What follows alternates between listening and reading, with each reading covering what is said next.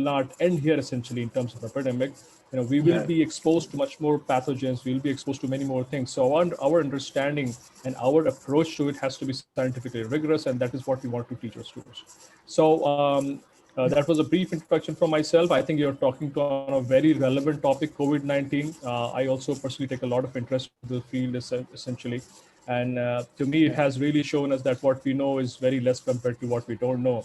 And every day, Yeah. COVID-19 has been telling us something very new, very interesting. And especially, I was reading the other day article about how COVID-19 is impact on both the genders has not been even essentially. Yeah. Men have been more affected by the COVID-19 compared to women, and there's a lot of things that are going on. It could be androgens, it could be other sex hormones or steroids that are playing a role in that. So that understanding is evolving, and it will be great for us to kind of hear more from you on that line. So with that, I once Yeah. again welcome you, sir. Thank you so much for giving time. I know it's very late in the night out there, and you have been watching Yeah. the elections here on a razor edge. Yeah. With every vote that is Yeah. being counted. So that drama and that Netflix is going on. I'm aware of that. I Yeah. personally Yeah. follow the U.S. elections quite closely, being a Democrat once when I was there essentially. Okay, good. Once again, welcome back, and over to you, Professor. Thank you. Thank you for your introduction. Okay. It's really great to Okay. hear Thank you, you. sir. Okay. So, dear students, today we have Dr. Nilesh, who will be sharing his knowledge, research experience in the field of respiratory diseases, which is quite relevant to the current COVID situation. So, it's my pleasure to introduce Dr. Nilesh to all of you. Sir has completed his B Pharma from Pune University, India, then Master of Pharmacy in Pharmacology domain from Dr. MGR Medical University, Tamil Nadu, India, then PhD from JSS University, India, and currently sir is associated with North Dakota State University, Fargo, USA. Since last many years, sir has been actively participating and working on the novel drug development and understanding the basic physiology of the diseases. Currently, he is working as a postdoctoral fellow and trained in the basic research field of the respiratory physiology with the specific focus on the role of sex steroids in the lung mechanics, understanding the physiology of asthma, lung fibrosis, rare lung diseases or disorders, which is quite relevant to the current COVID conditions as well. On his honor, Sir has many publications in national and international reputed journals and also a books chapter. Sir is also active member of many professional bodies like MSPC, IPA, IPS, American Thoracic Society, American Association of Pharmaceutical Scientists, and whatnot. He is also a reviewer of many reputed journals as Journal of Drug Delivery, Science and Technology, International Wound Journal, Nanobiomedicine, Journal of Drug Delivery, Science and Technology, and many more. Also, Sir has received the Junior Research Fellowship from JSS University, Mysore, and the Senior Research Fellowship from the Indian Council for Medical Research, ICMR, India. So, on behalf of AIKTC family, sir, I welcome you, and really exciting to hear about ongoing researches on the steroids in the current COVID situations. So, over to you, sir. Thank you, ma'am, for your introduction. So, okay, guys. Hopefully, everybody is hearing me properly. If anybody has any issue, like let me know. So, I guess you can anytime you can put me some message so I can try to answer that one. And I want to make it like more interactive type of session instead of like I will explain and maybe at the end you can ask question. Instead of that, if anybody has any question in between, I'm happy to answer in between. Don't feel like you guys are disturbing me or something like that. So it should be like for you guys, so you can ask anytime. Okay, so already everybody like you mostly you introduced me about my work, but still I just want to give the brief introduction about my lab and my work. So typically my lab it work on the role of sex steroids in the lung physiology, and we are working from many years on this field, me and my lab. And basically the initially everybody used to think about that sex steroid they are mainly responsible for the reproductive function. Nobody, because that was the one of the what we can say that it's inside the box, nobody was really to think outside of the box. But then recently my lab started uh, with a small clue, they started working on the role of sex steroids in the lung function, and now we got many publications and we got many grants for that. And again, one of the competitor, I can say, from the Netherlands, they also started working on this, and they found that the sex steroid also has a role in the metabolic disorders as well as in obesity. So now everybody started working on the sex steroids. So I'm happy that whatever our lab started, everybody is trying to follow that things. So here in the current condition, again, if you guys, it's very common, like the COVID-19 is like the common word. We can say that whatever the first thing, like if you see the whole world, everybody is talking about COVID-19. So this is not the new thing. So, but the role of sex steroids and in the contribution of the COVID-19 is really new, and everybody started talking about that now, right now. So today I will just briefly describe about these things and how the sex steroids are responsible, or how the sex steroids play a role in the pathophysiology of COVID-19. I will try to explain that things. So if you see the, like, I will like to go through the one by one. So the brief outline of my talk will be, we'll talk about a little bit about introduction, the symptoms which everybody knows, I guess. Then the little bit about the history and the pathophysiology, and then we'll go to the COVID-19 and the gender and sex, and then the recent topic which everybody is talking again, it's the genome-wide association and the severity of COVID-19, and then we'll see about the future direction. So coming to the first thing, so COVID-19 or the coronavirus disease, so it's the infectious disease which is caused by the newly discovered that severe acute respiratory syndrome coronavirus, which is also called as the SARS-CoV-2. And most people, they will infected because of this virus, they experience mild to moderate respiratory symptoms, and some people they recover without any special treatment, but few people they need a lot of treatment or a lot of special attention. And mainly those people who are older in age and they are having some other related disorders, for example cardiovascular problem or the diabetes, or mainly the chronic respiratory problems, they are having like a lot of issues and they develop a serious illness. So if you see the current WHO numbers about how many cases they are reported, so almost each part of the world is affected by the COVID-19. And if you see the number wise, so there are some area which is really affected very badly. For example, Europe, then you come to the America, North America, South America, both continents, as well as our Asia, South, and particularly India.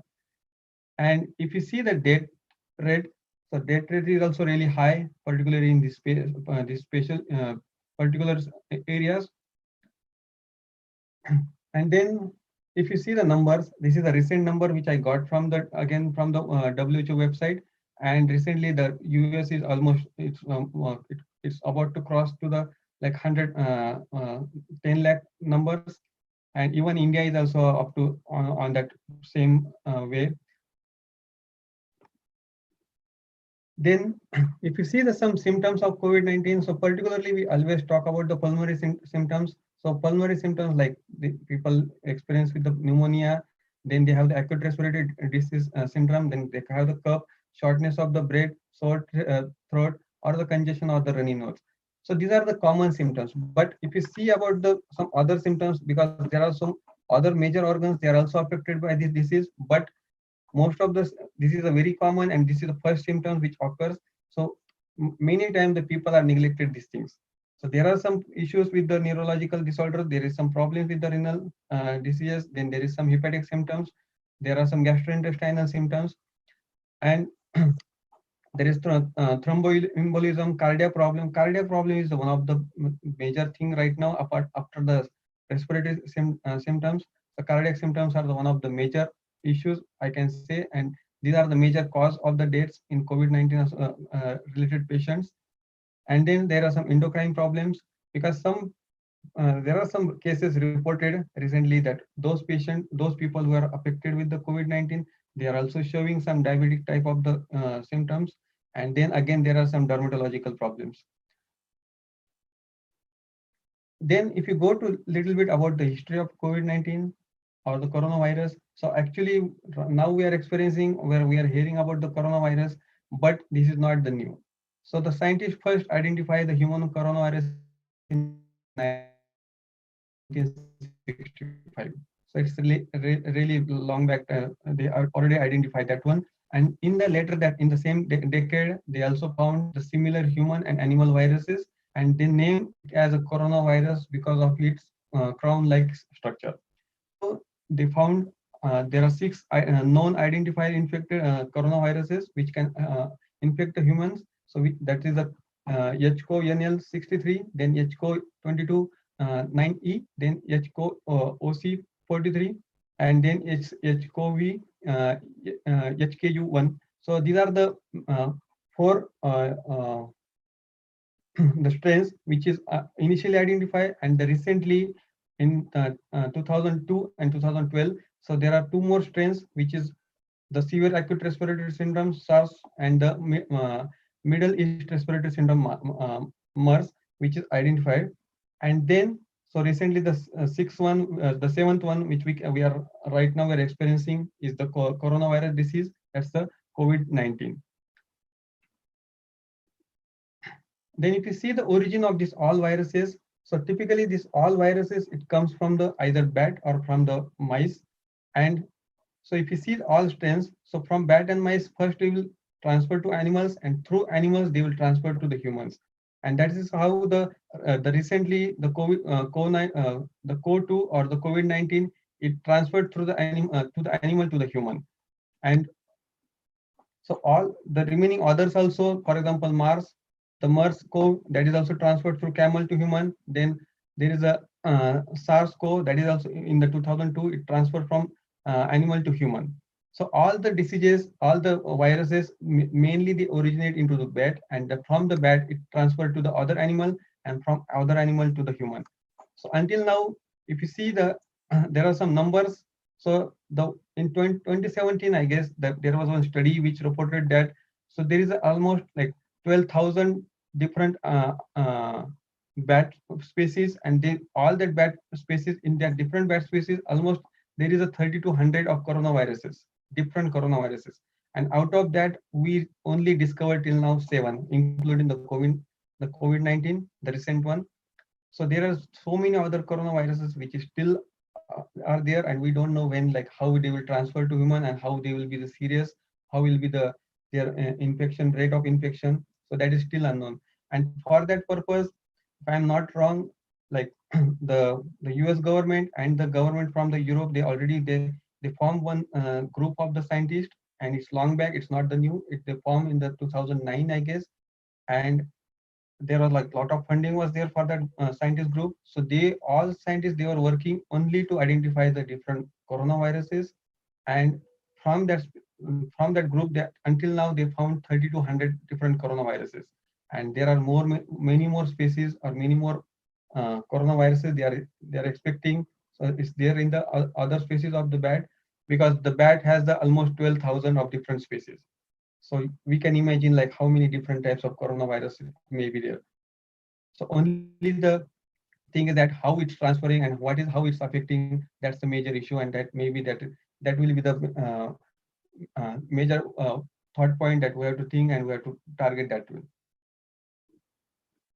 Then coming to the SARS-CoV-2, which is the recent topic of the discussion, that coronavirus, it is a positive stranded RNA and RNA virus, and this kind of the virus is this is a special kind of the virus, because most of the viruses they are the RNA stranded only, but this is the positive stranded RNA virus. And it's one of the another like the special character of this virus is it's a large genome. It has a large genome which is almost more than 30 kb. And if you see the structure of coronavirus, it has the crown-like structures here, and this the crown-like structure, they are responsible for the binding of coronavirus to the host cell, and through that host cell they will enter into the cells. So the viral invasion to the host cell, suppose if you see the MERS-CoV-2 or the SARS-CoV-2, they mainly enter to the cells, into the host cell through the dipeptide peptidase 4 in case of the MERS-CoV-2, and in case of the current one, that SARS-CoV-2, even SARS-CoV or SARS-CoV-2, both they enter the human cells through the ACE2 receptor or the angiotensin converting enzyme 2 receptor. Now the question comes that we know that so it's the whatever the virus is there, or MERS-CoV-2 or the SARS-CoV-2, they are entering to the host cell via the dipeptide peptidase 4 or maybe H2. Then is it possible that we can inhibit this particular enzymes, because both are the enzymes, and we can, is it possible that we can inhibit the enzymes, or we can target the this particular uh, things, and that way we can inhibit the entry of the coronavirus? Is it possible? But still, then the question comes, why there is no drug discovery to treat the coronavirus?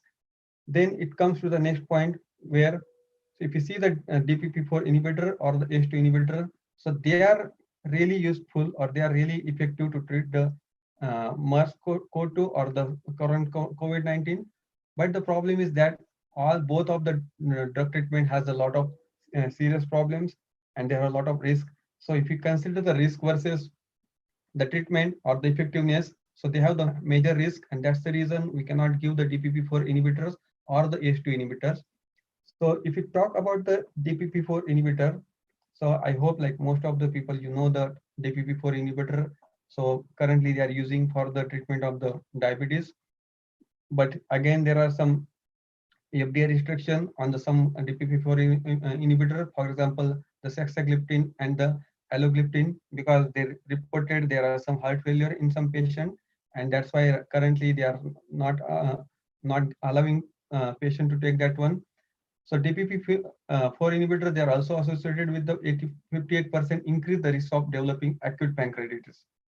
The reason why there is a risk of acute pancreatitis, the reason is that the DPP4 inhibitor, it will inhibit the significantly inhibit uh, the immune system, and that's the reason it will lead to the pancreatitis. Then it is also risk of the developing inflammatory bowel diseases, especially the ulcerative colitis, and it also can be lead to the pancreatic cancer. So if you, again, that's what I was telling, if you see the risk versus the effectiveness, it has a lot of risk problem, and that's the reason we cannot use the DPP4 inhibitor for the treatment of MERS2 in case of MERS2.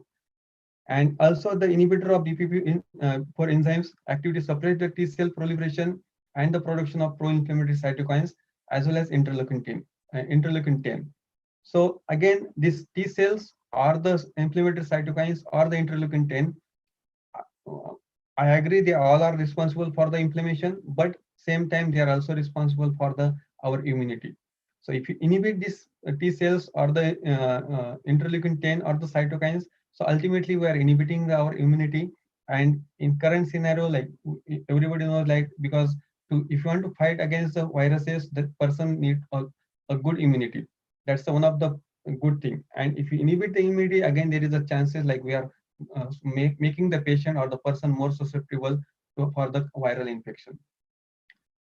And when you talk about the H2 inhibitor, I think I know that this figure is going to be really small for you guys, but I'll try to, and I'm sorry for that if it is not visible for you guys. So if you talk about the H2 inhibitors, so there is always, if you see that there is a balance of the renin, angiotensin, and aldosterone system. That's called as the RAS, and this will always control the blood pressure. When it's in balance, it will always control the blood pressure, because angiotensin 2 will convert to angiotensin 1, and through the H2 it will convert to Ang2. And when it act on the AT receptor, it will increase the blood pressure. And when this Ang2 convert with the help of H2, it will convert to the Ang1 to 7, and through this pathway, it will decrease the blood pressure. So that way, it always try to balance the blood pressure.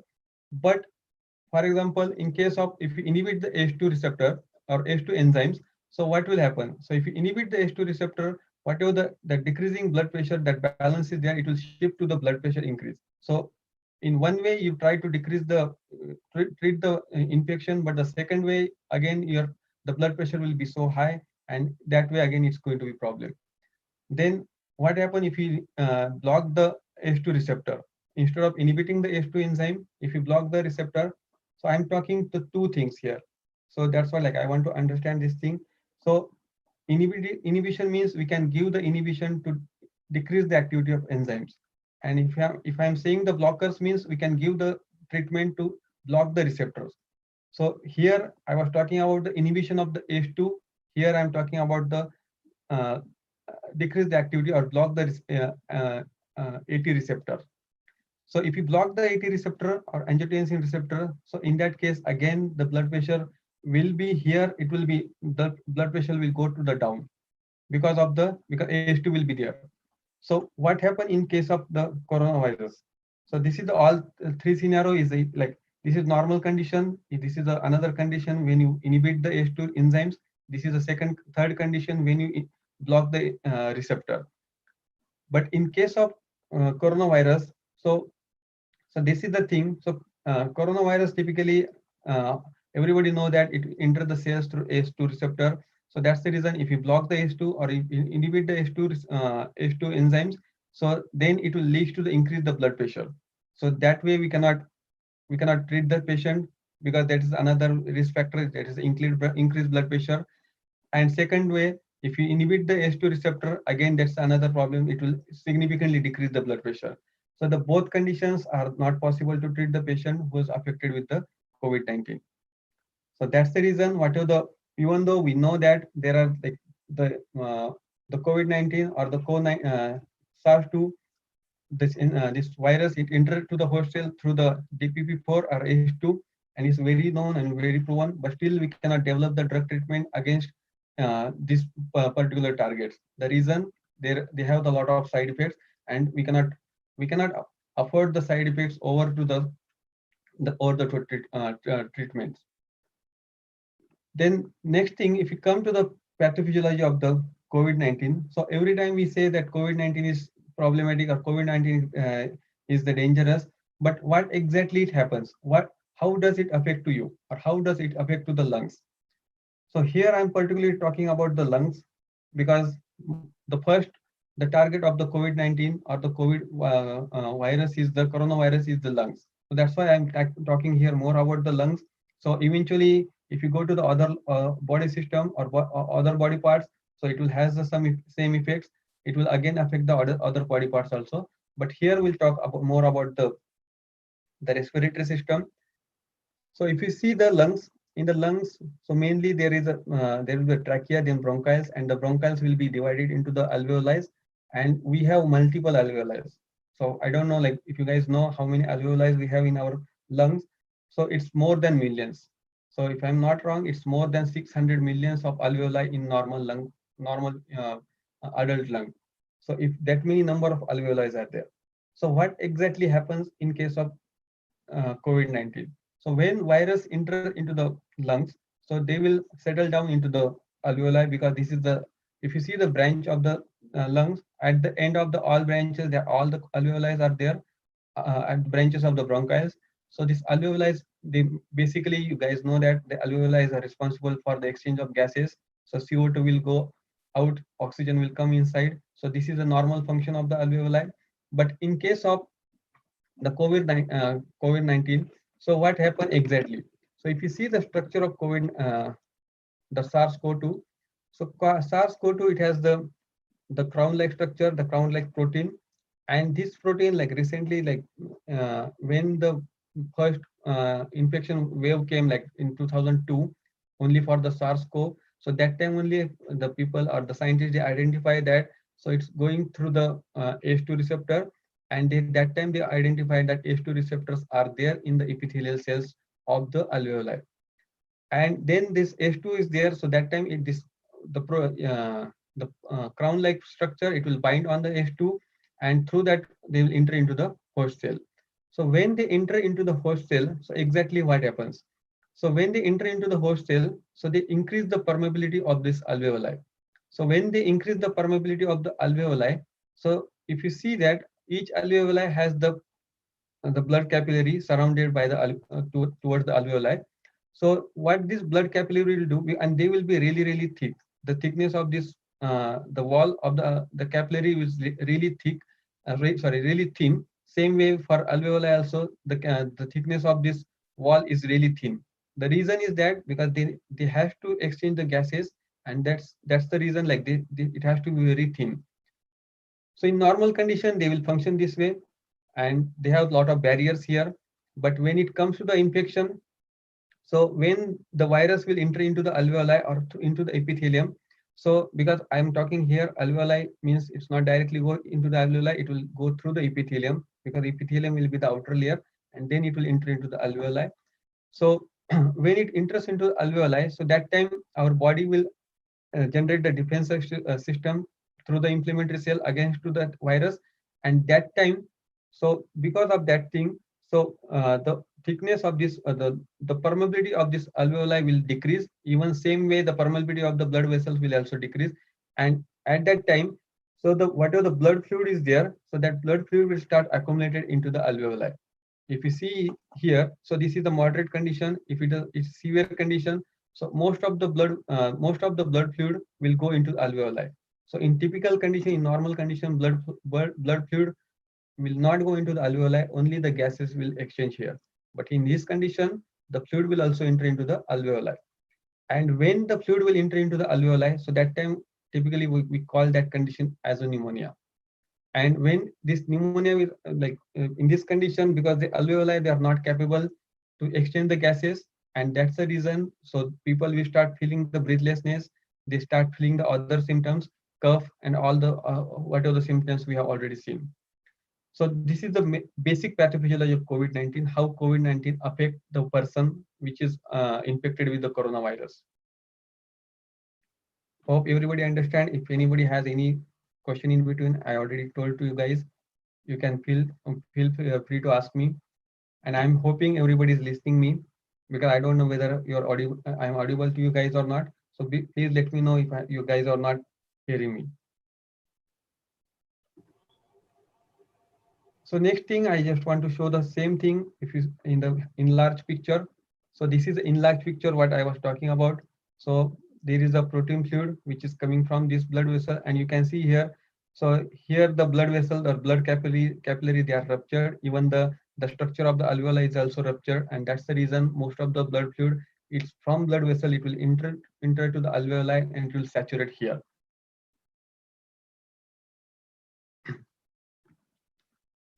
Then coming to the next point, so what should be the possible therapeutic approach to tackle the COVID-19? So we know that, so coronavirus, it will enter to the host cell, and then once it enter to the host cell through the H2 receptor, and that's why first thing I was talking, like, can you give the H inhibitors? The thing is, the answer is again no.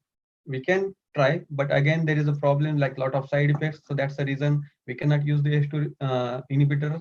So so in this case, so we have to treat the COVID-19 only when it enters into the cell. So we have to come up with some other treatment or some other approach where we can avoid the binding of this COVID or the CO2 to the H2. So instead of giving inhibitor, we need to come up with some other alternative, how we can inhibit this binding. So this is the good option or the proper option where we can inhibit the infection. Then if it once enter into the cell, so when the COVID-19 or the SARS-CoV-2 enter into the cells, so they will obviously it will capture all the machinery of the cell, and instead of the cell normal function of the cell, the COVID virus, they will start working that way. So they will make the lot of multiple proteins or multiple uh, the sequences of the RNA, and they will form the new viruses. Again, it will go to the next organ, and they will affect the further organs. So in this condition, so can we inhibit the replication of that RNA? So yes, there is a one option, like we can give that's the one of the drug which was like in between, it was really famous to treat the COVID-19. That's the remdesivir, or the another antiviral drug like lopinavir or the ritonavir. So these are the treatment which is even currently they are using to treat the coronavirus infection. Then next approach, because in this case the virus will take 1 to 2 days for the replication in the airway cells, and after replication, so if you are not treating because if you find out the person is getting affected with the coronavirus or infected with the coronavirus, so the first line of treatment is the antiviral drug. So we can start here, but if the person missed that the phase, then it will further go to the next organ, And in that case, the direct activation of the lectin pathway, then it will affect the immunity, the immune pathway, then it will affect the toll-like receptor alternative pathways.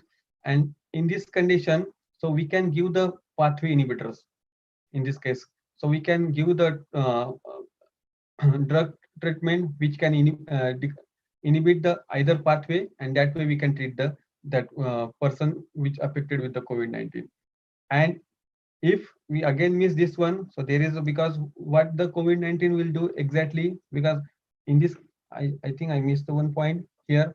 So when this thing will be here, when the fluid will be accumulated into airways, so that time to tackle that thing, a lot of inflammatory cells, for example neutrophils, uh, uh, eosinophils, all the inflammatory cells, it will run towards this particular area, and because they think that this fluid is nothing but it's an infection or it's a foreign material inside the body, and they will try to tackle this thing. So that's why all the inflammatory cells will run toward this particular area, and in that case again there is a lot of inflammation in this area which will further aggravate the symptoms of the coronavirus. So that's the reason at this condition, all neutrophil macrophages, they will secrete a lot of cytokines, and this all cytokines will further increase the inflammation. So at the end, so after if this treatment or all, if you fail all the particular treatment, so in this condition we can give anti-IL-6 or we can give anti-IFN, anti-IL-7, means in short we can give anti-inflammatory drug treatment here. So these are the different possible therapeutic approach like we can by which we can tackle the coronavirus. And I guess currently all the in the medical setups or in the hospitals, all the doctors, they are trying to treat the patient which is suffering with the coronavirus by using all these different treatments.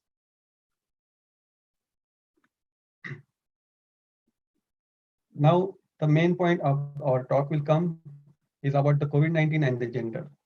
So until now, I just talk about the basic, what is the coronavirus, how it affects the individual, and what are the different possible approaches, therapeutic approach of the coronavirus treatment. Now we'll talk about the little bit about more about the COVID-19 and the gender. So as of all of you know that most of the cases like what we are observing is they are mainly affected more with the coronavirus, and they have the 2.4 more likely to die because of the coronavirus when you compare to the females. So that these numbers are really what we can the worrisome. Like it has we need to think about that. So why these things are happening, and if you come to this one, so why this sex bias difference in coronavirus mortality is there? So there are a lot of clinical studies and epidemiological evidence it showed, because most of the lot of studies in Europe, they found that so age and gender disparities are there, and even the severity and the incidence of the COVID-19 are changed as per the gender or as per the sex. So the severity and the mortality rate is clearly high in the males compared to females, which indicates there are some possible role of sex steroids in the disease progression. And there is a one recent study from our group. So they used the normal human bronchial epithelium cells, and they reported that estrogen downregulates the H2 mRNA. So estrogen is nothing but again it's the female sex hormone, and the female sex hormones, it's so by this study they showed that the female sex hormones, they are responsible to inhibit the H2. So in that way the female sex hormones, they are protective, they have the protective role against the coronavirus, because they are inhibiting the H2 receptor, H2 enzymes. And if you see the numbers, so these numbers also will show the same thing what I was talking about here. So females, they are affected about 46.7%, but if you see the males, they are almost like 53% of male in all cases are affected is the male. So here again it shows that there is a sex disaggregated cases in the coronavirus data. Then this is one recent clinical study. So here they found the trend data of the clinical classification of the severity. So they classified the severity of the coronavirus into the mild to moderate, and then severe and the serious cases. And they utilize a multiple number of patients. I guess they use more than 3,000 patients to identify the severity of the coronavirus. And this data indicates that males tend to experience more serious cases of COVID-19 than the female. And even if you see the classification of this severity, so mild to moderate, females are little bit high, severe females are high. But if you go to the serious cases, the males has really high number of COVID-19 cases, and that indicates that there are something is happening between the male and female, and there are like there should be some reason, and that's the thing, like we need to identify exactly what could be the reason. So these gender disparities are there. And same thing, this is the data from the US coronavirus cases. In US also, if you see the cases by sex, so even in US, the females, they are more affected with the coronavirus compared to male. But if you see the rate of death, so the death rates are more into the males compared to female. Then all this data, or all these things will point toward the only thing, that is why is there higher severity and mortality rate of the COVID-19 in male compared to female.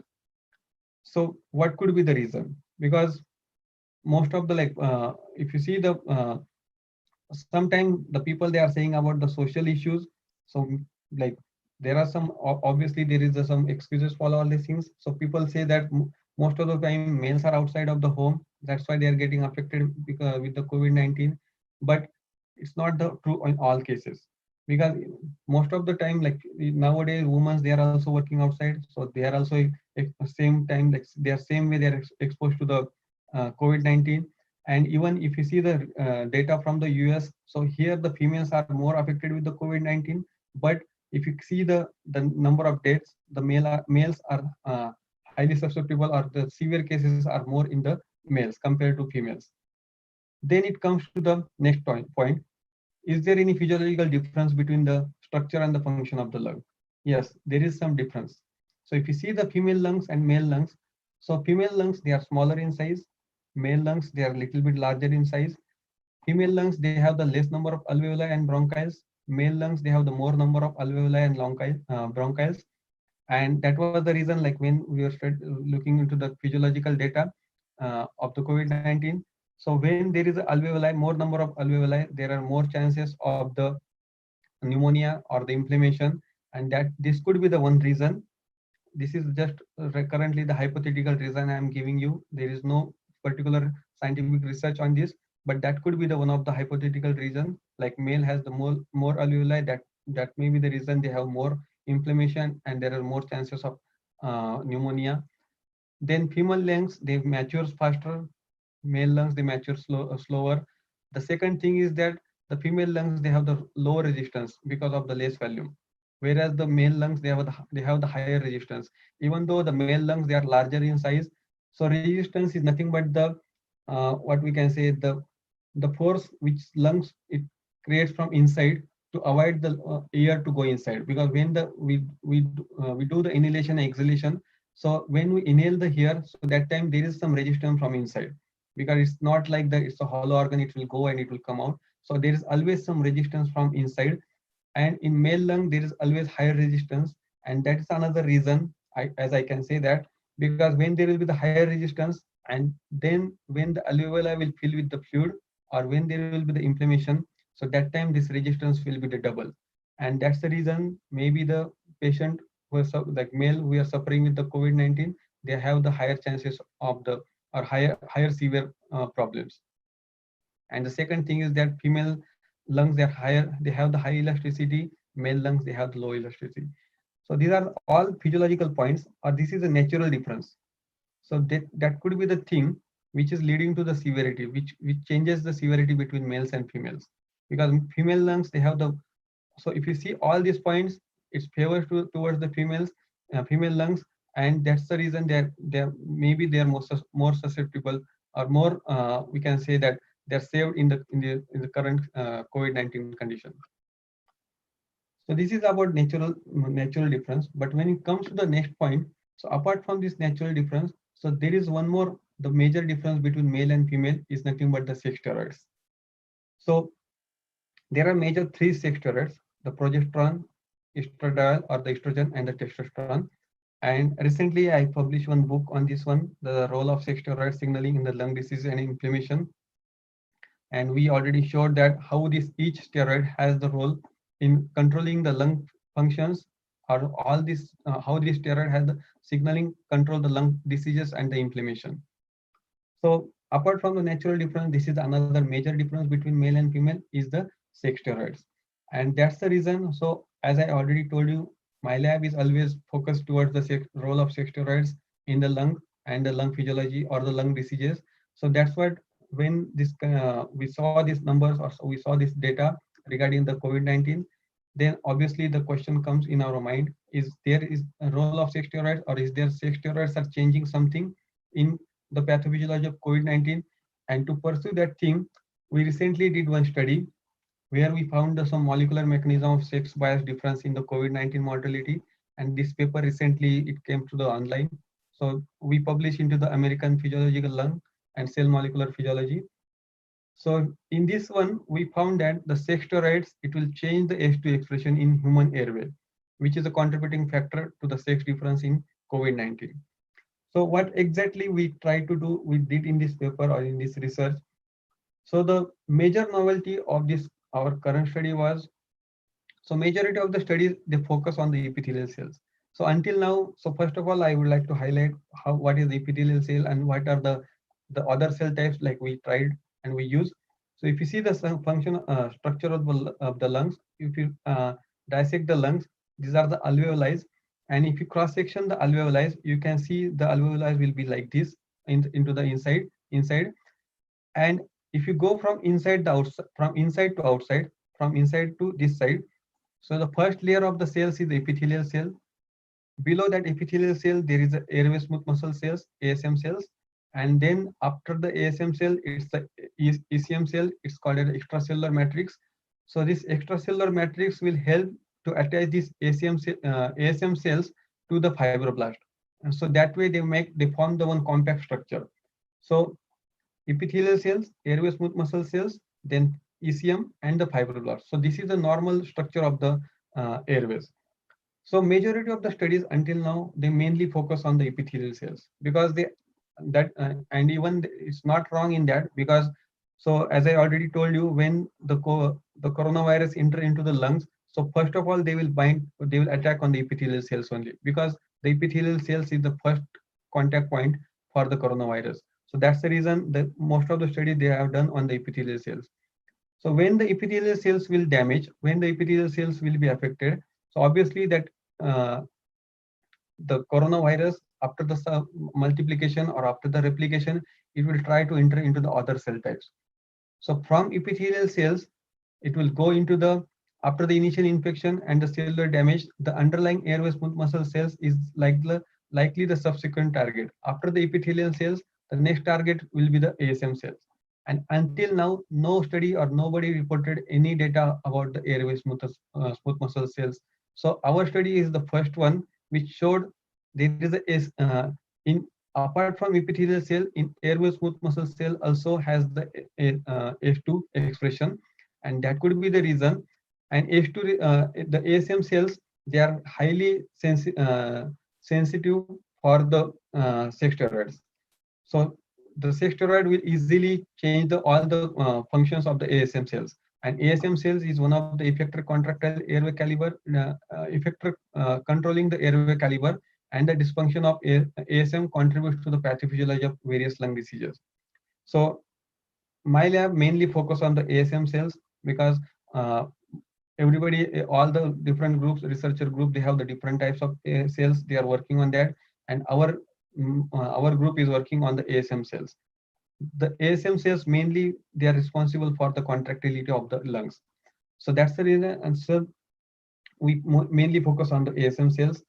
So what exactly experiment or how exactly we carried out our experiments? So if you see, like we have the collaboration with the Mayo Clinic, the Rochester Mayo Clinic, which is one of the, I guess it's one of the biggest Mayo Clinic in biggest hospital in the world. So from this hospital, we are getting the lung tissues or the lung samples from the patient. So mainly we work directly on the primary cell culture. So there is a two types of cell culture. One is a cell culture which one you can just purchase from the outside or from some companies.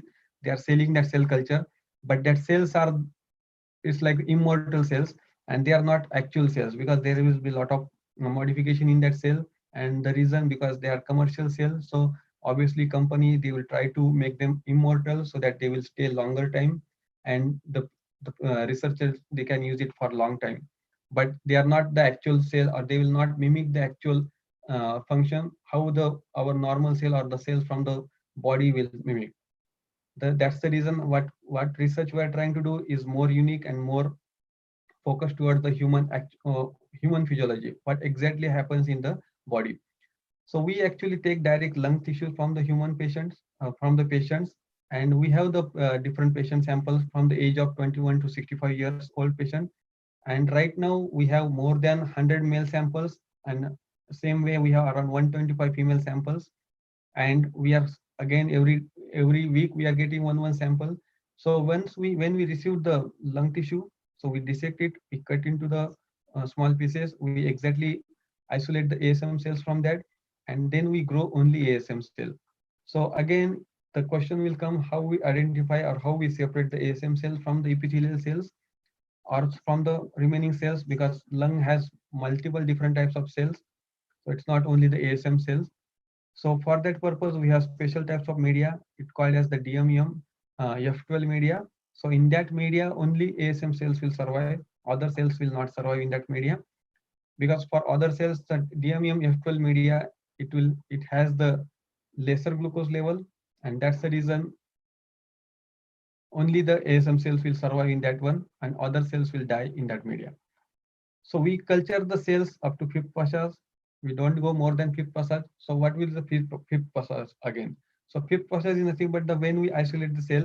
So this is the first passage that we got directly from the patient, and then we go from this one we go 1, 2, 3, 4. Whole time only we use that cell. But the as I was telling you guys, like whatever the cell available in the commercially available cells, so you can go up to 100 passage. There is no limit for that. You can use it multiple times, that cells, and that cells will not change the phenotype because they are the immortal cells. But in this our condition, so these cells, if you go for further passage like 4, 5, 6, 7, 8, so that time this ASM cell will change into the fibroblast. And that's the thing, like that's the reason, like what I'm saying, that whatever the research we are doing is really unique, because the reason is that we are actually using the particular cell type, not the false cell type. And we always confirm the phenotype of our cell type by using the alpha actin and the caldex one. So these both protein, they are the smooth muscle specific protein. So these both proteins are only available in the smooth muscle. They are not present in the other cell types like in epithelial cell, in the fibroblast, or in the ECM. Then what we did, so whatever the ASM cells are there, so we plated that cells, and then and we have the in our setup we have the super resolution Zeiss LSM 900 confocal microscope, and this microscope is equipped with the Eriscan 2 technology, which will provide the highest resolution. This is one of the best microscope I can say right now, at least in US, and that the one of the system is available in our institute, and we use that microscope. And in that microscope, if you see this one, so this is the airway, because if you see the structure of the airways are the round in structure. So I have just selected the particular area of the airway, not the full airway. If you see this, it will be around like round in structure like this. So, but we have selected only the particular area of the airway, and here we showed the H2 expression. So in this airway, we probe with the H2 antibody, and if you see here, the H2 antibody is in green in color. So here it's the green in color, and then again the question comes, because this is the whole airway, then how we can identify which is airway smooth muscle cell, which is epithelial cell, which is fibroblast, and all. So for that purpose, we have used the alpha smooth muscle actin, and the red color is nothing but the alpha smooth muscle actin. So wherever the alpha smooth muscle actins are present, it means it's the smooth muscle cells. And along with that, when that H2 is also co-localized, so alpha smooth muscle actin is also present, and the H2 receptor or H2 enzymes is also present. So it shows that H2 expressed in the airway smooth muscle cell. And this is the first time we showed. I never means, even you guys can also see that one if you Google it. So there is no paper showing that the expression of ACE2 in the airway smooth muscle cells. And then we did the different, so we have the option like we did the 3D imaging, 2.5 D imaging, and then we did the colocalization also. So this colocalization shows that, so this green, the blue color, it shows the DAPI, that it will stain the nucleus only. So it means when you stain the nucleus, it means what are the cells we use, they are the viable cells. Then green color shows the ACE2, uh, and the red color shows the alpha smooth muscle actin, and when the dark the orange color, it will show the colocalization of the both proteins. So that way we confirm that ACE2 is present into the ASM cells. Then further, so this study we have not separated into male female, we just perform into the random cell types, not to the male or female cell types. But for next thing, we particularly selected the male and female ASM cells, and this one we showed the sex or gender difference in ACE2 expression in primary human ASM cells. So again, for this purpose, we selected 27 to 74 age group of male, and then female we selected 30 to 73. And this data is from almost n is equal to 12 female and n is equal to 11 male. And you can see that in male, this is a normal without any treatment or without anything. So this is a naturally, if you see that in male, in nature, there is a higher expression of ACE2 by nature compared to the female. And then this will answer the most of the question why the males are more susceptible to the coronavirus. The reason we can see here, because they have the higher expression of ACE2 compared to the female. And this is the Western blot which we perform, and through this Western blot we showed that male has the higher expression of ACE2 expression. Then to further confirm this one, so we did another study, and in this one what we did, so we have selected the males and females group patient, and this male patient we treated with the E2 is nothing but the estradiol, then testosterone. Same case in the female, we treated with the E2 and the testosterone.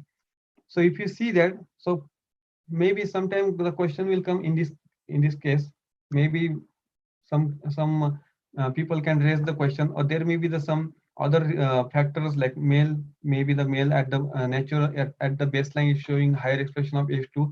But what about so to avoid this thing or to answer that question, we treated the male as well as female both ASM cells with the external estrogen and the testosterone. And here again we found that even in case of male, so when we treated the cells with the estradiol or the estrogen, so that time we found that there is a decreased expression. You can see here there is a decreased expression of H2, whereas in testosterone treated group the expression is highly increased. So again this further confirms that so testosterone is one of the, or we can say that testosterone is responsible to increase the H2 expression, and that way the male are more susceptible for the COVID-19. And the same thing again we perform in the mRNA level also. So whenever we do some particular thing, so typically here we always do the one question we try to answer by the multiple way. So that's the reason we did the immunofluorescence, we performed the Western blot, and then we did the RNA expression also. And again the same thing we found in the RNA expression also. If you see here, compared to the vehicle, when the cells are treated with the estradiol, the RNA expression significantly downregulated. And that's the reason we can justify that when the RNA will be down, obviously the resulting protein will be not there. And that's the reason estradiol, we can say it's a protective in case of H2 expression and in case of COVID-19. So this is the second thing that we try to answer here. So as I showed you, first thing we showed, we saw that there is a natural difference between the male and female lungs. So because the female lungs are more, we can say that they have the better capacity to withstand in the current situation. And the second thing now we are seeing here is the sex steroids. So female sex hormones, they have the ability to protect, to fight or to decrease the H2 expression, and that way they are they're fighting against the COVID-19 infection. Then coming to the third point, so this is a really new thing. Even this is a currently we are I'm not too much into this, but this is recently some paper. It from I think it's from the Nature journal. so which is one of the highly reputed journal.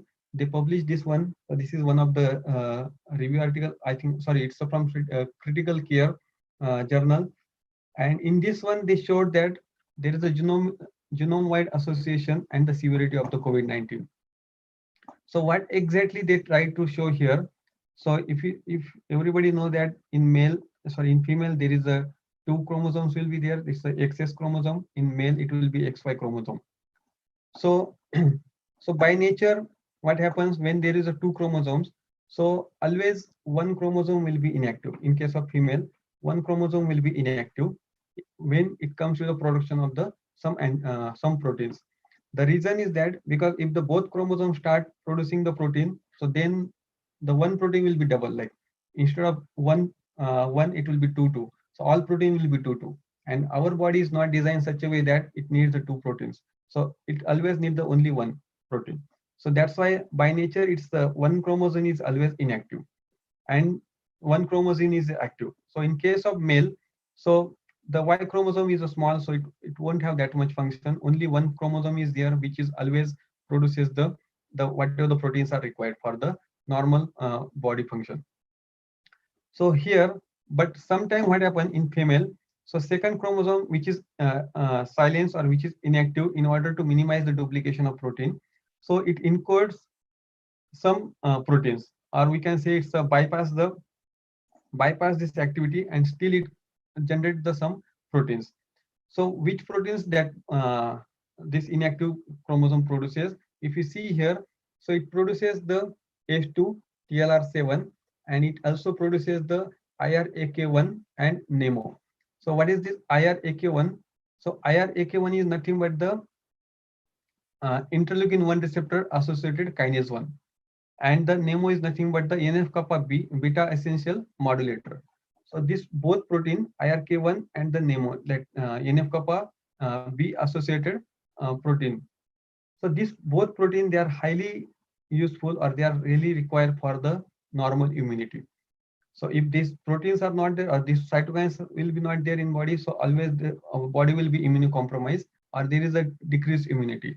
But in case of female, so they always has these two extra protein, or this because this inactive X always they bypass the normal function. So they're supposed to not produce anything, but they are responsible to produce these two proteins. And these two proteins or these two cytokines, they are highly responsible for the body immunity. And that's the reason the female, they have the higher immunity compared to the males. And then again it comes to the androgen receptors, like that's what like recently I showed you. So there is like multiple studies even from my group itself. Even I have more than 5 papers on the androgen receptors, estrogen receptors and the androgen receptors. So we already showed that the estrogen receptor has the ability to decrease the inflammation, to increase the immunity. So that is another reason. And in case of male, they have the androgen receptor, that's the AR. And this androgen receptor, even some cases that androgen receptor is also showed that it has the decrease the inflammation. But compared to the estrogen receptors, the androgen receptor don't have that much effectiveness to decreasing the inflammation. So overall, this slide or this data, what it shows that, so whatever the change is there in the chromosomes, in case of female, it has the XS chromosome. So one chromosome is supposed to be inactive, but it produces the some proteins which are responsible for the immunity. And because of that, the female has the higher immunity, and which is good for the female to fight against the COVID-19. And that's the reason again that females, they have the less incidence or less severity of the COVID-19. Then coming to the next thing. So until now we saw this many things. So what could be the future approach, or what could be the next thing that we can do? So there is again two cases, like in the pathophysiological condition and in the clinical scenario, what exactly what we can do. So in case of the pathophysiological situation, so we can always identify how does the SARS-CoV-2 disseminate in the extrapulmonary tissues, because we know that the COVID-19, how the coronavirus enter into the body through the respiratory system. But from respiratory system to other part, how this coronavirus or the SARS-CoV-2 is transferring, how it's going to the other extrapulmonary tissues. Is hematogenous spread of the virus required for the direct cytotoxic effect to occur? Or we have to find out whether is there any option or is there a thing in the blood which is responsible to transfer this virus from one area to another area. And next thing what we can answer is that do the other organs serve as a site of viral infection and the persistence. So same way until now we are always saying that it will enter into the body through the respiratory system. So again there is some question, is there any other organ which is also act as a site of infection? And the next thing again we can ask is extrapulmonary involvement depend on the viral load. So because in case of respiratory system, so the here the CDC they come up with the one one hypothesis. CDC is nothing but the Central for the Drug Control in America, in USA, in US. So they come up with the one thing, that one theory, that so if there is no enough viral load into the respiratory system or into the lungs, so it's not going to affect to the person, and that's the reason some patients are symptomatic, some patients or some persons are asymptomatic, and the reason they said it's maybe because of the viral load. So if the person is not having enough amount of virus into the lungs, so they are asymptomatic, but they can spread that virus from the from the person to next person. But if you don't have enough viral load, it's not going to affect anything to that person. So is the extrapulmonary environment depends on that viral load. So if the, for example, if there is a higher viral load into the lungs, then only it will spread to the other organs, or there is no issue of the viral load. So that is another question that we can answer. And the next thing, if you come up with the, because so until now I just talk about the pulmonary, I know, because that's a major focus of my lab and my work, so that's why I talk more about the pulmonary. But when it comes to the cardiac, so there are a lot of other issues are going on, because with the same same way with the what we saw in the pulmonary system, so in the cardiac system also there is a lot of issues are happening because of the COVID-19. So even apart from cardiac, there is a renal system, because renal system is one of the system which has a higher amount of H2 expression or H2 enzymes. So that is also another system that we have to look into. So whether that the cardiac arrhythmia or the renal function is altered in the patient with the COVID-19 or not.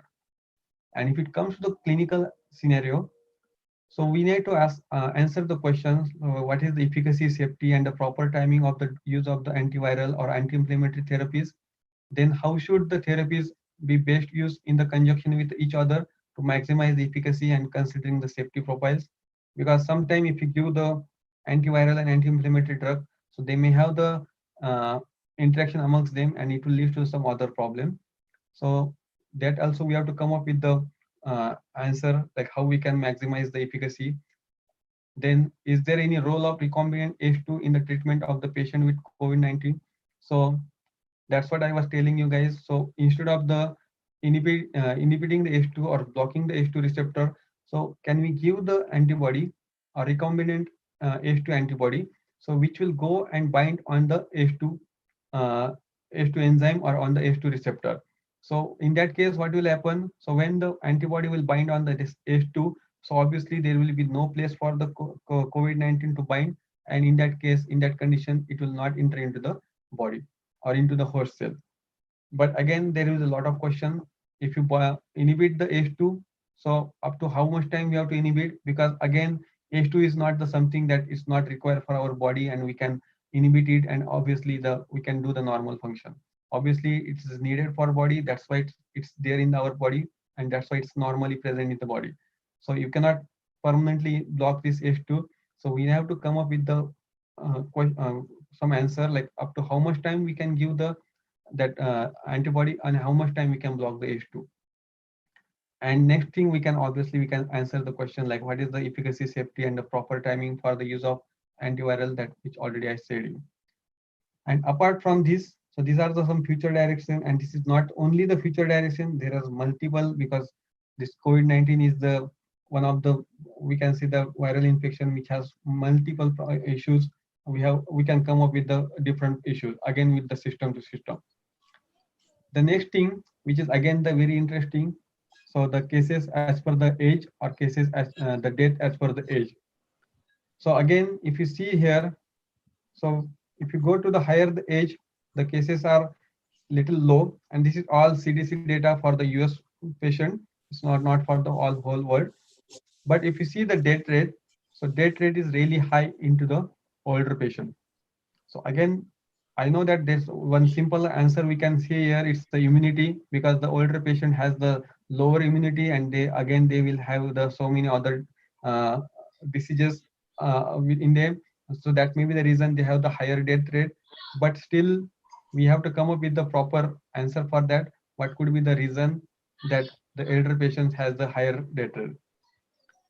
And another interesting thing, like the children's which is less than 0 to 4 or 0 to 4 age group, they have really less number of COVID-19 infection. So again, that is another question, another thing we can answer, like why they have the really less number of infection. Forget about the death rate, but even the infection is also really less in that particular age group. So this is one of the interesting thing that we can come up with some answers. So with all these things, I'm done with my presentation or my talk. So if somebody has any questions, feel free to ask me. I'll try to answer it in possible way. Okay, thank you, sir. Actually, I have unmuted all the participants. I'm just changing the setting so students Yeah, can sure. directly ask you the questions. Yeah.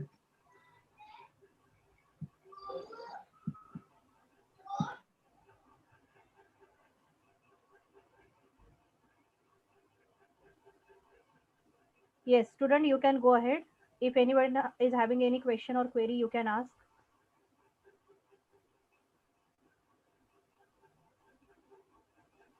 Unmute yourself and you can ask the question.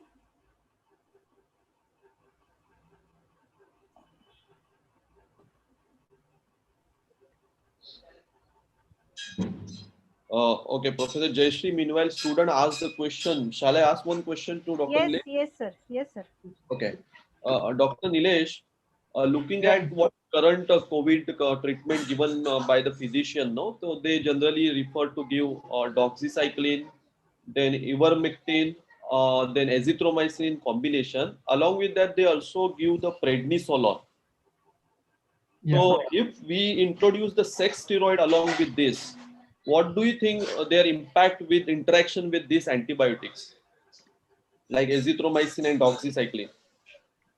Yeah. And more than interaction, what I can say that, so the thing is that if you try to give the particular sex steroids, so that instead of that, I will always prefer, instead of giving the particular sex steroids, if you can identify the receptor, and if you, because obviously sex steroids, they have the lot of side effects, and they have like because the sex steroids cannot only alter the particular organ or particular system, they will go everywhere, because the sex steroids, they have the higher life affinity. They can easily cross anywhere and they can grow to all the organs. So instead of that, if you can target the particular receptor, for example, in case of estrogen, if you give the right now the scientists come up with the idea that estrogen has the protective role, but estrogen binds on the two receptor, estrogen alpha, and estrogen receptor beta. So now the next question we have to come up with, that which receptor is the protective, or both receptor are the protective. And if that is the case, so we can say that if we either we can give the particular receptor agonist, or we can give the both receptor agonist instead of giving the particular sex steroid. Okay. Second question, Dr. Nilesh. Like estrogen, you said about the role of the estrogen, but Yeah. how if we are giving that to the male patient? Because it is the Yeah. female hormone, it is going to stimulate female function in male as well. Yeah, that's the reason. That's what I was telling you. So Okay, we should not give the estrogen. Instead of that, if you give the receptor, particular receptor agonist, okay, because male and female, they has the both receptor. Even though in male there is a estrogen ER alpha and ER beta is there, and in female there is ER alpha and ER both are there. So instead of giving estrogen to male, we can give the particular receptor agonist, and that way we can change the whatever the activity, or we can attain the whatever the thing we are trying to do. okay, okay, got it. Okay. Nilesh sir, can Yeah. can that phytoestrogens are useful for this COVID treatment? Means any research are ongoing for this phytoestrogens and all? Phytoestrogen, I believe it's that isolated compound, right? Yes, yes. Yeah. So Natural right source. now, again we have to come up with the answer that the phytoestrogen where they are actually acting. So we have Mm-hmm. to come up with the some what we can say that molecular docking or something, and then we can answer that. So first question right now, because if you see our, maybe if you see my profile, so mostly we worked on the estrogen receptor alpha and Yes, estrogen yes. receptor Alpha beta. and beta. Yes. Yeah, so we until now we found that estrogen receptor beta is protective in case of lung functions. Mm-hmm. So, but in case of COVID-19, nobody tried to work. Means this is our study is the first which showing that estrogen or the testosterone has some effect, but nobody tried to study in particular with the receptor. So maybe in future we are trying to do we'll give the particular receptor agonist or antagonist, and we'll see what is happening in case of COVID-19. And if you can come up with that answer, or if somebody can come up with the answer showing that, so estrogen receptor alpha or beta, whichever is the more protective, in that case, the constituents, if they have the particular chemical structure which can bind on that particular receptor, obviously we can use that one. Okay, okay. Sir, one question from one student that after the treatment of COVID 19, many patients are observed to have that they are suffering from fibrosis. So, why this takes place? How to deal with this? Yeah, the thing is that again I was telling, when if you see the normal physiology of the COVID-19, so typically what happens, as I showed that one figure, so in the alveoli, so first they will affect on the epithelial, because epithelial, when they affect on the epithelial layer, and then subsequently they will go to epithelium to ASM, and then it will go to the next fibrous cells, fibro yeah, fibrous cell. So hello, can you hear me? Yes, yes, sir. Yes, sir. You are audible, sir. Yeah.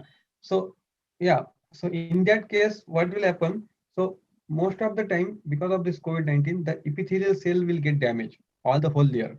And when it will get damaged, the fibrous cell will expose. And when because epithelial cell and ASM cells, they both are responsible for the flexibility of the lung, the normal function of the lung, like the contraction and relaxation.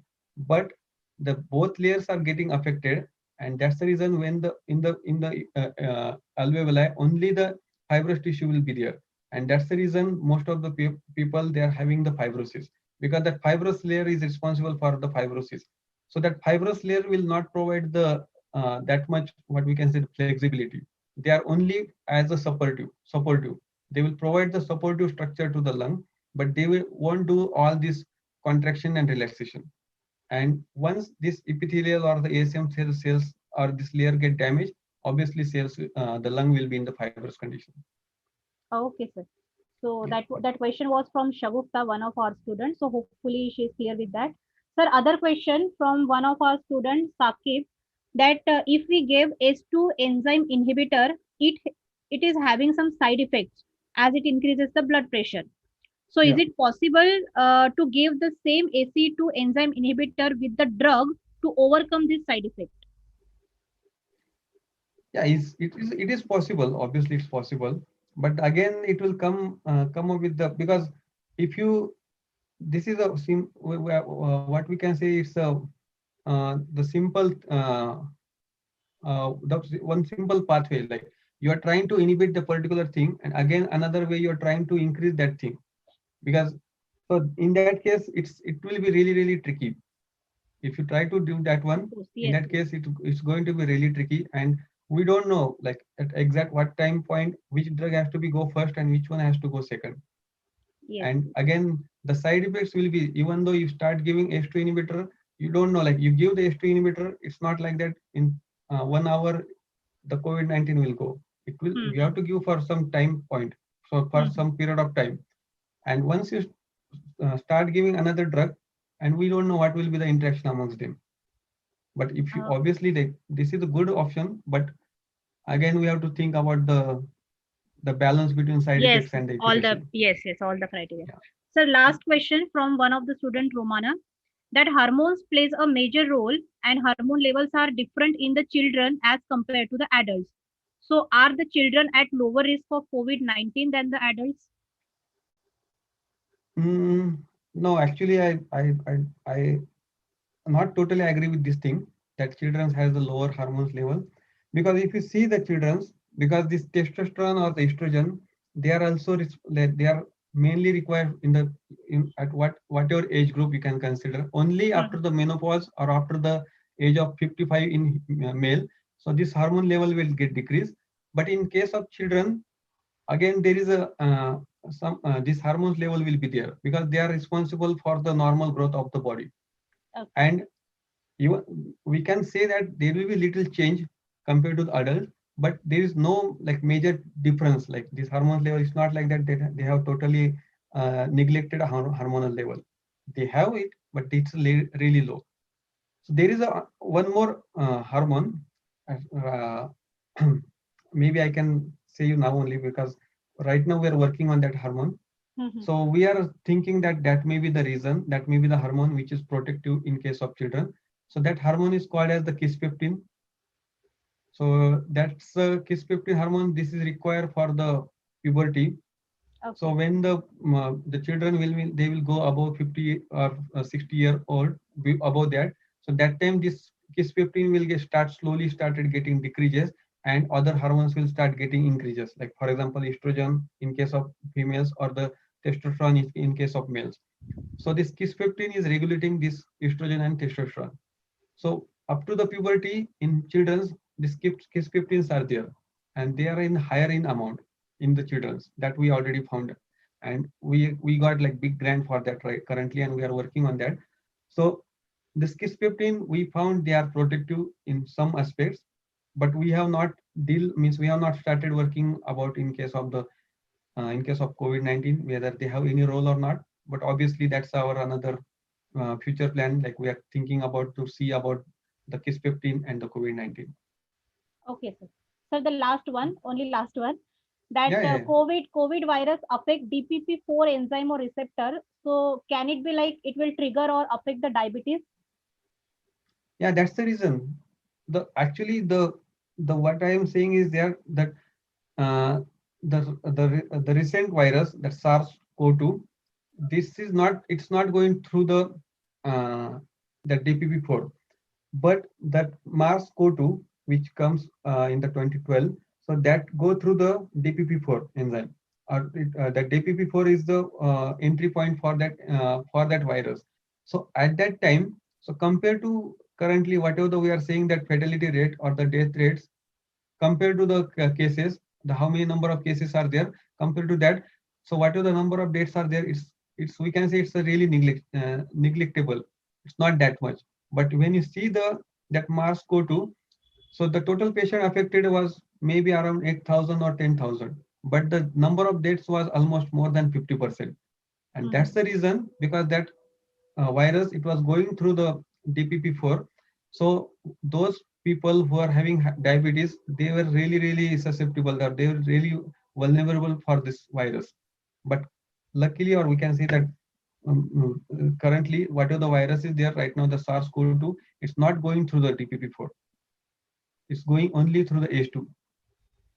Okay, sir, one question from the live session.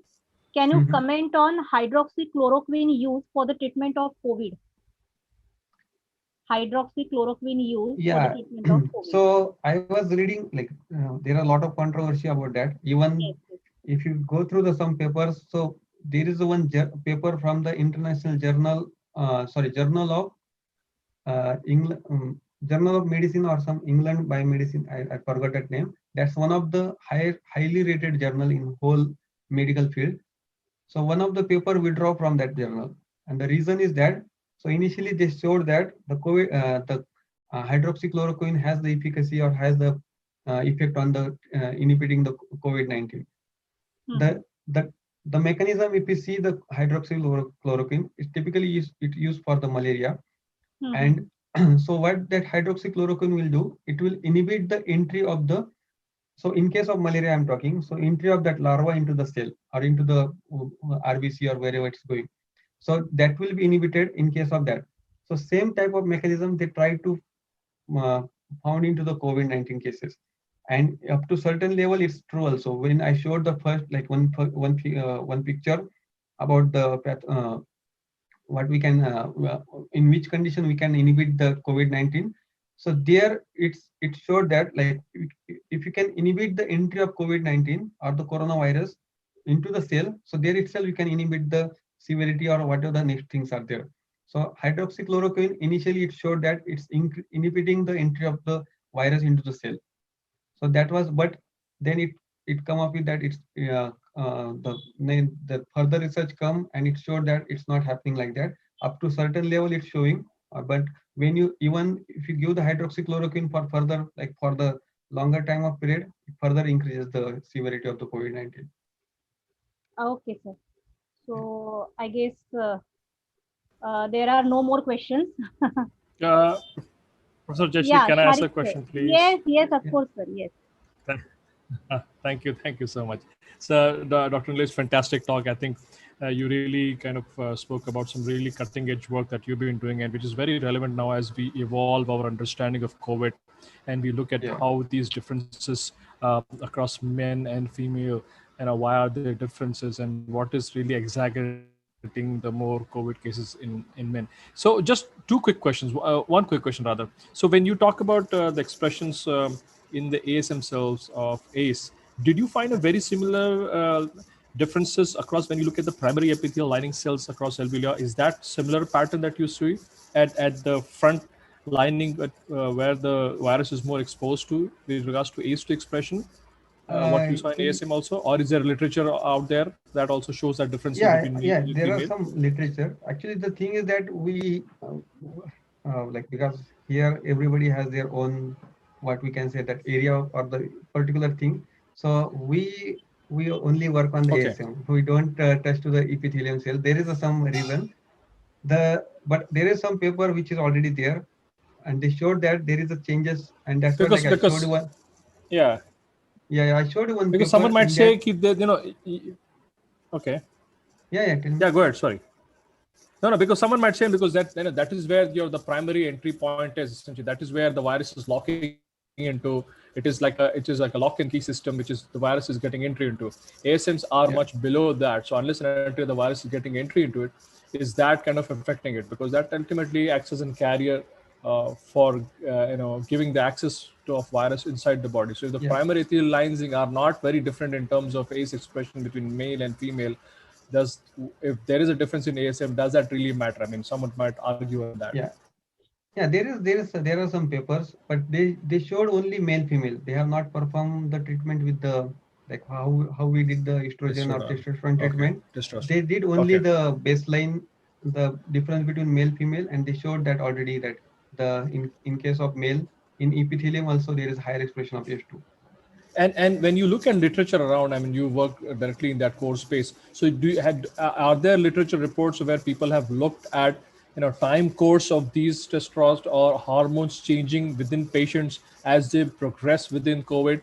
Are there changes that have been seen in, let's say, female patients, that there's an overexpression of hormones or down regulation of expression Yeah, system yeah, essentially? Is there time lapse changes where people have like actually look at it and early yeah. diagnosis and late diagnosis and at the end stage kind of thing?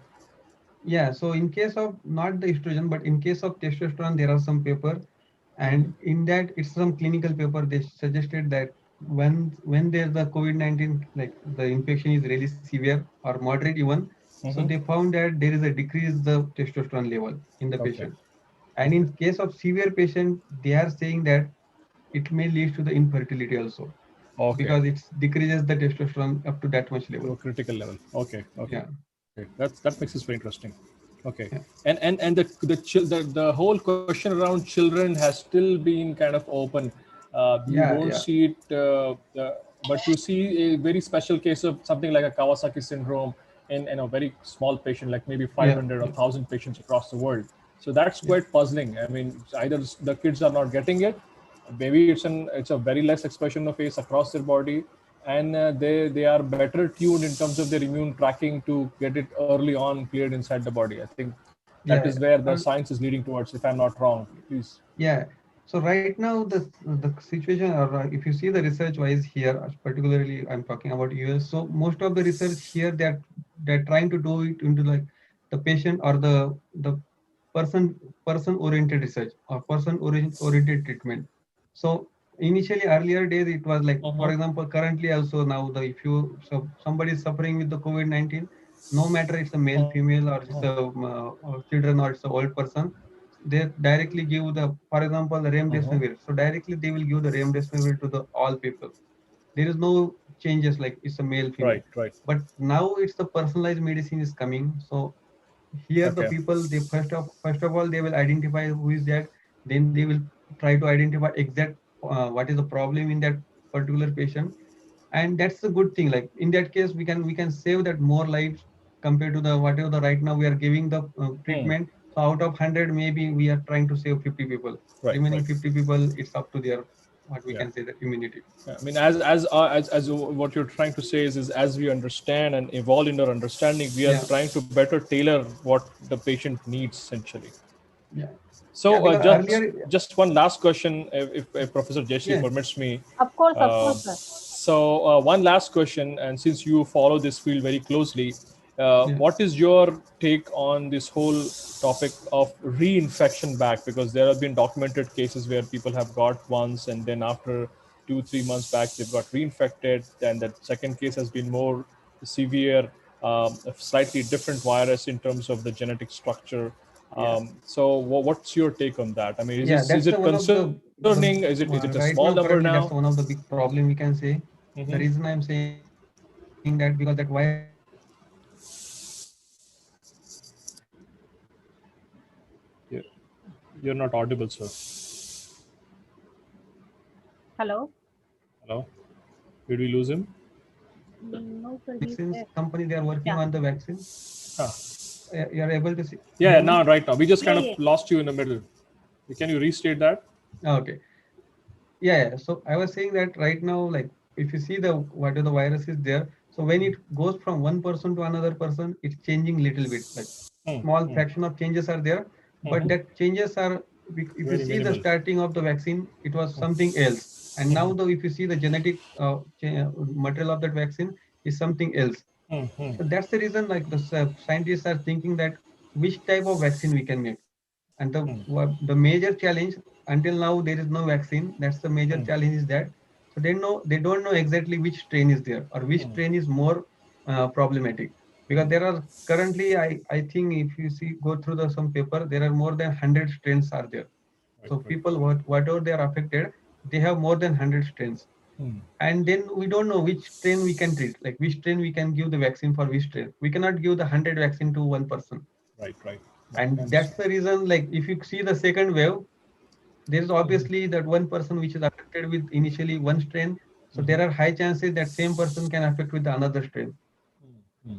Yes, yes. I mean, I agree on that So essentially. yeah, Interestingly, if you look across the yeah, continent, I mean, if you look at the US data compared to Indian data, I mean, we are seeing a second yeah, wave, not across the country, but somewhere probably around areas like Kerala and Delhi.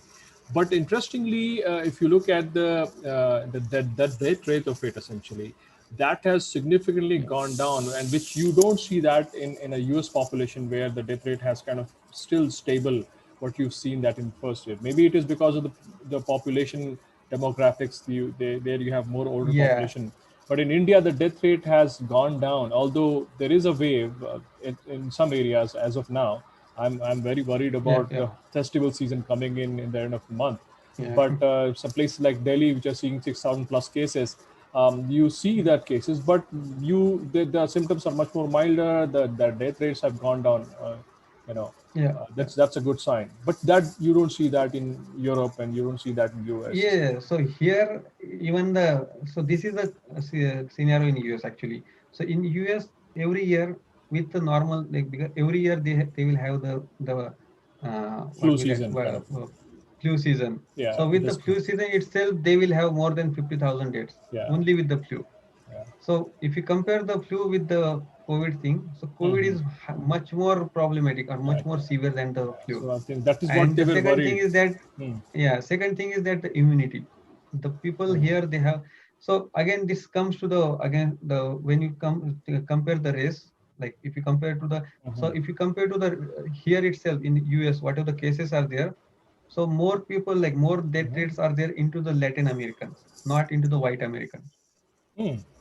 So Very that is interesting. also, yeah, that is another that thing, like we have to, means people are, again, scientists, they are trying to find out why more death rates are there into the Latin Americans compared to the white Americans.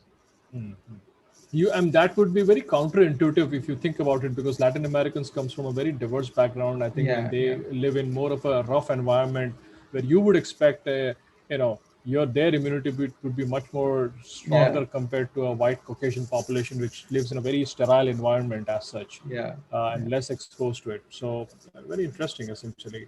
yeah. And yeah, I mean, so I agree with you in terms of the flu season and the whole Mm. corona second wave. I think that has added 2 plus 2 kind of 10 And yeah, to that situation, with the cold weather is also coming in. So I think yeah, yeah, yeah, everything is coming together, which is not a good sign essentially. yeah. Globally. Okay, so I'm done. I mean, if Professor Jashri allows me, I'll continue to talk to you, and Yeah. these people will But kind of shout at me. But fantastic, very nice. okay, sir. Yes, Jashri ma'am, I'm keeping quiet now. I'll mute myself. Okay, self mute. Okay. Okay. So actually, students are also having the another session, no, lecture after break, after 10 to 15 minutes. Yes. Please. Okay. Okay, go ahead, Okay, please. I Dr. Nilesh, apologize. thank you so much. It was Yeah, really a very informative session. And students, actually, events like this cannot happen overnight. So the wheel starts rolling weeks ago and requires planning. So actually, sir yeah, and yeah, I, we both were in the communications for the same since 4 months. So yeah, thank yeah, you, sir. I, on behalf of AIKTC family, I extend my most sincere thanks to our eminent speaker, Dr. Nilesh, who spared time from his busy schedule and also sharing with us his research experiences and findings for this present time. My personal thanks to Dr. Sharik, Dean, School of Pharmacy, and Professor Abu Sufyan. Also thankful to our mentor, Director of AIKTC, Dr. Abdul Razak Hanutagi, and the whole management, and of course, thankful to all my dear students and other participants. So, Nilesh sir, thank you so much. Yes, Really, it was special very yeah, special informative. thanks to special Yes, thanks sir. to Professor Abu Sufyan for the whole AV and the Yes, entire YouTube support that he's done. That's been quite helpful. It's my pleasure, sir. It was a really wonderful session by Dr. Nilesh. yeah, So, yeah. Thank you. Yeah, I think I think actually, uh, yeah, I think what we should do, Dr. Nilesh, is maybe after the session we should all connect essentially, especially people who are yes, doing into pharmacology domain.